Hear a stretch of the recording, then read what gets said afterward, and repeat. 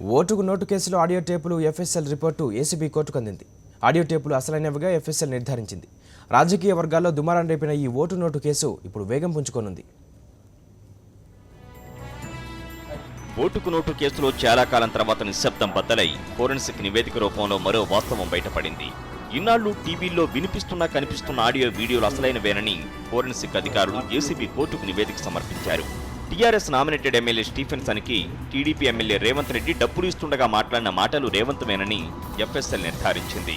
దీనికోసం ఎఫ్ఎస్ఎల్ అధికారులు అసెంబ్లీ నుంచి రేవంత్ వాయిస్ రికార్డులను సేకరించి పరీక్షలు జరిపారు. ఇక మరో TDP MLA Sandra Venkataveeraiah audio టేపులు సైతం అసలైనవేనని ఫోరెన్సిక్ నిపుణులు తేల్చారు.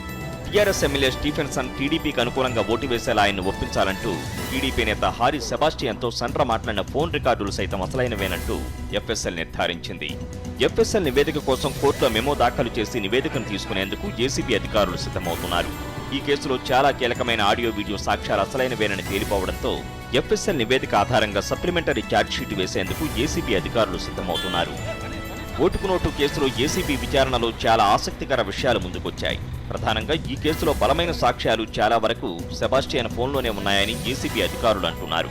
ఓటుకు నోటు కేసులో సెబాస్టియన్ అరెస్టు సందర్భంగా పోలీసులు ఈ ఫోన్ను స్వాధీనం చేసుకున్నారు. ఇందులో అప్పటికే 516 కాల్స్ రికార్డై ఉన్నాయని, ఇందులో ఓటుకు నోటు కేసుకు సంబంధించినవే 102 కాల్స్ రికార్డయ్యాయని ఓ అధికారి అంటున్నారు. ప్రస్తుతం ఈ కాల్స్లో ఉన్న వాయిస్ రికార్డులన్నీ అసలైనవేనని ఎఫ్ఎస్ఎల్ నిర్ధారించడంతో కీలకమైన సాక్ష్యాలన్నీ ఇప్పటికే సాధించామని ఏసీబీ అంటోంది. ఇక ఈ కేసుకే కీలకమైన చంద్రబాబు వాయిస్ రికార్డు సైతం త్వరలోనే ఎఫ్ఎస్ఎల్ అధికారులకు చేరనుంది. దీనికి సంబంధించి ఇప్పటి వరకు ఏసీబీ అధికారులు చంద్రబాబు వాయిస్ శాంపిల్ను కోరలేదు. ఒకవేళ ఈ వాయిస్ శాంపిల్ ఎఫ్ఎస్ఎల్కు చేరితే కేసు ఓ కొలిక్కి వచ్చినట్లేనని న్యాయ నిపుణులు భావిస్తున్నారు. ఓటుకు నోటు కేసులో ఇప్పటికే ఛార్జ్షీట్ దాఖలు చేసిన ఏసీబీ అందులో చంద్రబాబు పేరును 22 సార్లు ప్రస్తావించారు. ఇక ఈ కేసుకు సంబంధించి చాలా కాలంగా విచారణ మందకొడిగా సాగడంపైన విపక్షాలు అనుమానాలు వ్యక్తం చేస్తున్నాయి.